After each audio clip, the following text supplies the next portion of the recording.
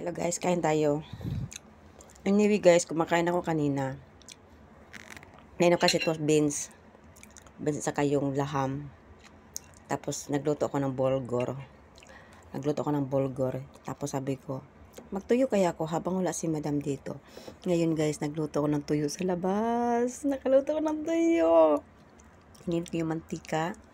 Tapos, pag nainit na, nilagay ko sa labas. Tapos tinakpan ko siya.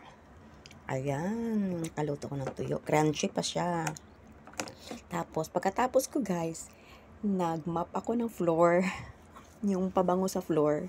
Para pagdating ni madam, mabango yung bahay. Kaya sa wakas, mabango na ang bahay.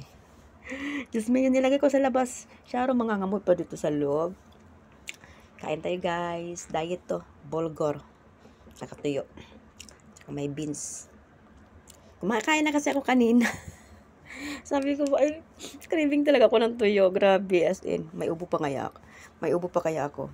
Kaya, kaso lang, gusto ko talaga kumain ng tuyo. So now, kain tayo guys. Satisfied tuyo.